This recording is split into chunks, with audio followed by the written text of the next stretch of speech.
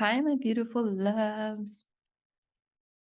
How are you feeling in this eclipse portal period, the windows? Um, it is, yeah, it can be quite intense. I must say, I felt a bit tired. I've also felt a bit unsettled, like there's something there, but I can't tell you what it is or anything like that. It's just bubbling under the surface. If you're feeling quite emotional, loves, that's also quite normal. And maybe you're having all these incredible downloads, which is also fantastic. There is no right or wrong way to be and experiencing this. But I would say that have just gentle compassion for self wherever you are, and also compassion and tolerance for others. Because remember, we're feeling this collectively and we're building up to the lunar eclipse on the 8th of November. And so we're in Scorpio season, my loves, and I wanted to touch a bit on that in that Mercury moves into Scorpio tomorrow, this Saturday, the 29th. And so we'll have Venus, the Sun, and Mercury in Scorpio, and they're all personal planets, my love. The Sun is our character, our vitality. It's how we show up in the world. Venus is all about relationships, finance, abundance, and Mercury is our communication, but also our logical thinking and processing brain. And so Scorpio in itself is about rebirth, alchemizing, transformation, but really it's also about the shadow. And this is what the invitation is that I wish to speak to you about in this energy update, is the invitation to go into the shadow work, especially when we like Scorpio is dealing with intimacy, intimate relationships, our finances. It really is, what are we potentially not wanting to look at, not wanting to shine the light onto. And this is not to say that you need to go searching for stuff to do shadow work on, not at all, my loves.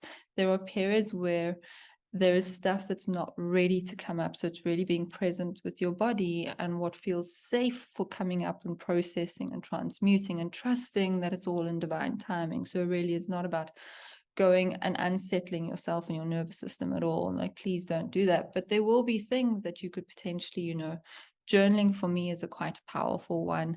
But there's also simple things of just asking yourself certain questions about things, like being curious and not necessarily forcing the answer, but allowing it to bubble up. And then you could be like, oh, I didn't realize I thought that, or I didn't realize I saw it that way.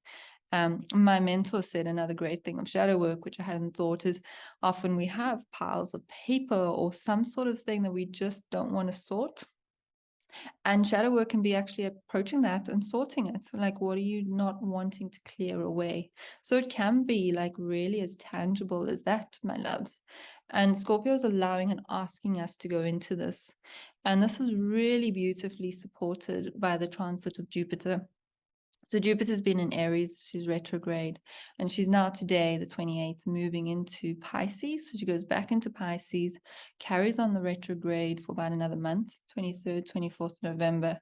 She stations direct. She then comes out and goes into Aries on the 20th of December. And then remember, she'll only be back in Pisces in another 12 years.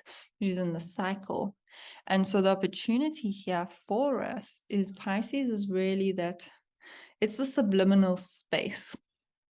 And it's very like the watery, and often it's the fish depicted by the fish swimming in opposite directions.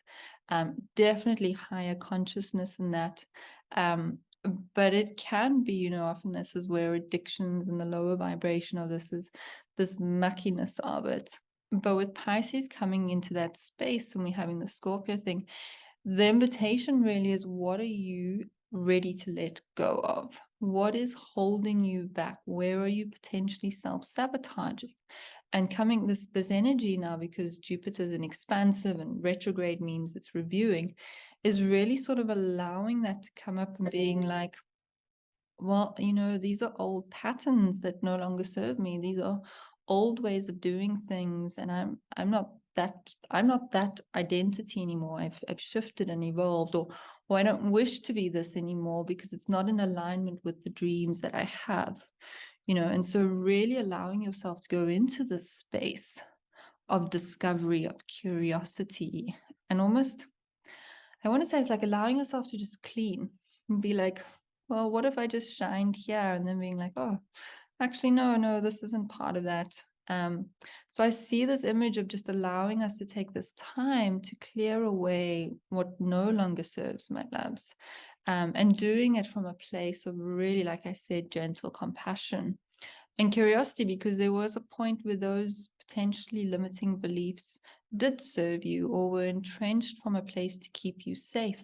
So there's not a harsh judgment. It's just like, oh, wow, I can see your role there. I can see where potentially it's come through family lineage, but it doesn't serve now, and then gently allowing it to be released. And so this is what this Jupiter period is going to give for us over the next 2 months. And we're helped with the support of Scorpio for the next month until the sun and everyone else moves on into Sagittarius. So really allowing that process of being a curious observer. And then the other part I just wanted to chat on, I have done another video on this, is the Mars retrograde, which happens on the 30th, 31st. Mars officially goes into retrograde. And so the awareness with this is when Mars goes in retrograde, it can bring up a lot of health things. So really the invitation of making time for your body, making time to ground, being nurturing, feeding yourself correctly, making sure you drink lots of water, doing those embodiment practices that makes your body feel held. Because it is in Gemini, really is an awareness of how we speaking, what words are we using, when we choose to say them. So really having an awareness of our words, and sometimes being like, is this really the right moment to speak about this, or can it wait? So understanding, because Mars is in retrograde, there's a sensitivity to that. We also don't have this pushing energy because it's almost in a pause moment. So it's the invitation, once again, with your body is to pace yourself. The retrograde is until the middle of January, and then it takes a very slow time to come out. So we're only really out of this phase by the end of March. And so really pacing yourself, allowing yourself to see when you need to rest, when you need to pause, really having that awareness, be aware of your breath. Gemini is an air sign, so breath and that sort of thing. So it's really, even though it's not saying that you can't create and that sort of thing, but the awareness is just how you are using your energy, and being aware that other people could be misusing the energy. Burnouts could potentially happen. And having that awareness that words could, because it's sort of in this space, they could cause a reaction that isn't necessarily what you wanted to portray. And vice versa, if someone says something to you, it's almost taking a moment to pause before reacting or saying things back. So really having that awareness, number one, on your words, your breath, and also your body, understanding and creating space for it to rest. And that it's a beautiful time, because I think we do, personally, I know I sometimes really push my body unnecessarily with these high expectations. It's called rising Capricorn that I have, and a few other planets in Capricorn. But we push the body too hard. And this is a really beautiful invitation to also just come back into, how do we create moments of stillness? How do we release the stress? How do we process? How do we take care of this beautiful vitality and energy that we need in order to sustain and build the dreams of our lives? And so, my loves, I'm just sending you so much gentleness and so much compassionate curiosity, and really just love, so much love. I will chat to you soon. Bye, my loves.